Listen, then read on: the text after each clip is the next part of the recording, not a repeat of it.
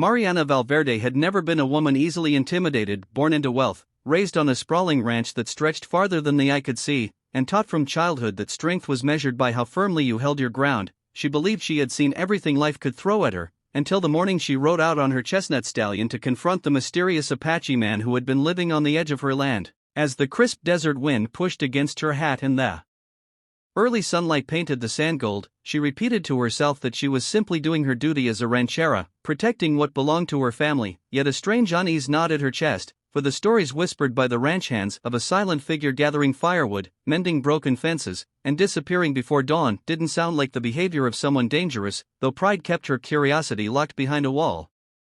Approaching the old adobe hut that stood half-collapsed near the dried-out creek, Mariana dismounted, boots crunching against the earth as she rehearsed the speech she had prepared, stern, decisive, unyielding, the kind her grandfather would have given without hesitation. But all her words evaporated the moment she stepped inside the hut and froze in place, breath stolen by the sight before her. There, sitting on a woven mat, was the Apache man, older than she expected, with silver streaks braided into his long black hair, his strong hands gently holding a frail, unconscious boy wrapped in a threadbare blanket.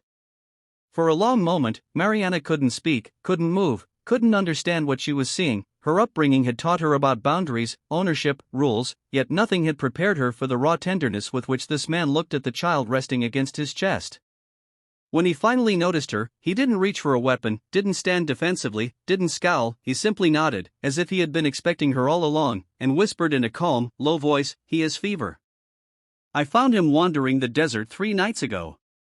Confusion washed over Mariana. No one had reported a missing child, and yet here he was, burning with fever, his small face flushed and lips dry. She stepped closer despite herself, the tension in her posture slowly draining away as instinct overpowered pride. Kneeling beside them, she gently placed a hand on the boy's forehead and felt the scorching heat that made her heart clench with fear. "Why didn't you bring him to the ranch?" she asked, her voice softer than she intended. The Apache man, who introduced himself as Dakota, explained that he had tried, but each time he approached, the ranch workers chased him off, throwing stones and waving rifles, assuming he was trespassing or up to no good. He didn't blame them, he said, because fear often blinded people more than darkness could. His words struck Mariana deeply, more than she wanted to admit, because she knew exactly how her people reacted to those they considered outsiders, quick to judge, slow to understand.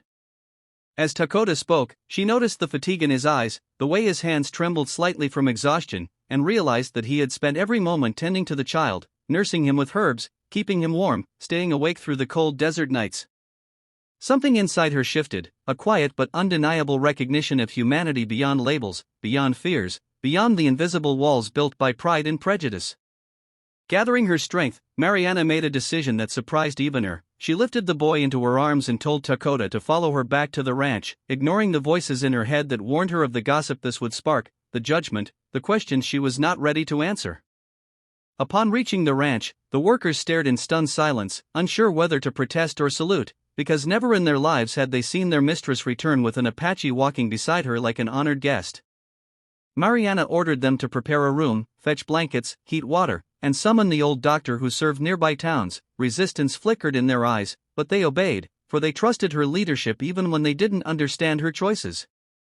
Over the next several hours, the doctor worked tirelessly, confirming that the boy was suffering from severe dehydration and infection, but with proper care, he would recover. As the doctor spoke, Mariana noticed Dakota standing quietly in the corner, shoulders heavy with concern, and for the first time, she allowed herself to appreciate the depth of his selflessness. This man, who owned nothing, who expected nothing, who lived on the margins of a world that didn't welcome him, had risked his own safety to save a child he didn't even know.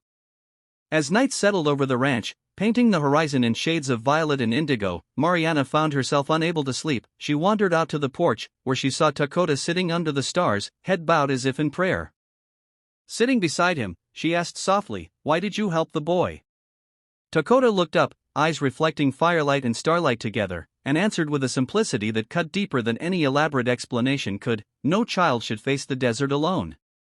His words lingered in her mind, echoing truths she had forgotten in the comfort of privilege. Growing up sheltered meant she rarely saw the suffering outside her world, and now she realized how little she truly understood about courage, compassion, or sacrifice. As days passed, the boy, whom they later learned was named Mateo, slowly regained his strength, and though he was too weak to speak at first, his eyes lit up whenever Dakota entered the room, clutching the man's hand with the trust of someone who recognized his protector.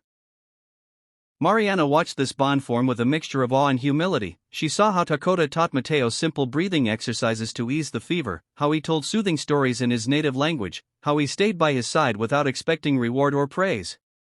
The ranch workers, initially wary, gradually began to see him differently too. They witnessed how he repaired damaged fences without being asked, how he helped lift barrels, how he worked beside them with quiet dignity, and their fear slowly dissolved into respect. One afternoon, when Mateo had finally recovered enough to speak, he told Mariana that he had been separated from his migrant family during a sandstorm. Disoriented and desperate, he had wandered for days with no food, no water, and no sense of direction until Dakota found him half-conscious near the canyon. As the truth settled in Mariana's heart, she realized with a pang that had Dakota not been on her land, had he been driven away earlier, had she insisted on enforcing her boundaries without understanding his intentions, the boy would have died alone in the desert winds. The realization humbled her so deeply that she felt her chest tighten with shame. For years, she had believed that protecting her land meant keeping people like Dakota out, yet now she saw how narrow and misguided that belief had been.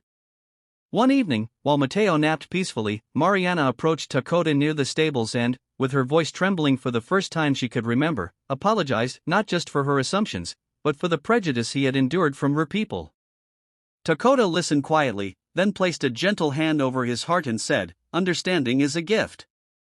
Many never seek it." His forgiveness was so unexpected, so generous, that tears welled in her eyes. She had spent her life believing strength was hardness, control, command, but now she learned that true strength was the ability to forgive, to extend compassion even when the world offered none in return. In the days that followed, Mariana arranged for the local authorities to help locate Mateo's parents, and when they finally arrived, a young couple exhausted from searching endlessly, there was not a dry eye in the room as they embraced their son. Overwhelmed with gratitude, they fell to their knees before Dakota, thanking him for saving the most precious part of their lives. Watching the reunion, Mariana felt something inside her awaken, something warm and bright, a spark of purpose she had not felt in years. After Mateo and his family departed, a strange quiet settled over the ranch, and Mariana realized she didn't want Dakota to leave. She found him near the edge of the property, packing the few belongings he owned, ready to move on as he always had. Approaching him, she asked softly, "Where will you go now?" Dakota shrugged gently. "Wherever the wind carries me." For a moment, she hesitated, struggling with pride, fear, and vulnerability all at once.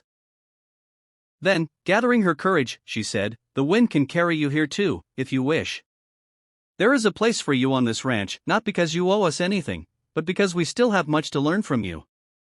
Dakota studied her face, searching for sincerity, and when he finally nodded, a profound sense of peace washed over them both.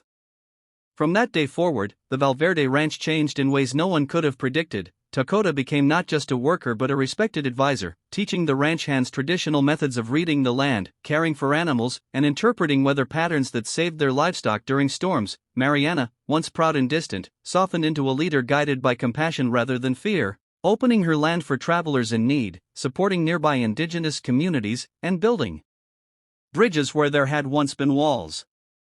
And though the desert winds still howled at night and the days remained harsh and relentless, the ranch flourished like never before, filled with a renewed sense of purpose, because one act of kindness, born from the heart of a man society had dismissed, had transformed not just a boy's fate, but the soul of an entire community. Years later, whenever Mariana watched the sunset from her porch, she often remembered the morning she rode out prepared to expel a stranger from her land, never imagining he would be the one to open her eyes to a world she had failed to see, and in those quiet moments, she would smile, humbled and grateful, knowing that sometimes the greatest blessings arrive disguised as trespassers. For in helping a lost child survive the desert, Dakota had unknowingly rescued her too, from the loneliness of pride, from the blindness of assumptions, and from the emptiness of a life lived without compassion. And so, the ranchera who once believed she had everything discovered, at last, what it truly meant to be rich, not in land or cattle or inheritance, but in humanity, in understanding, and in the courage to let kindness rewrite one's destiny.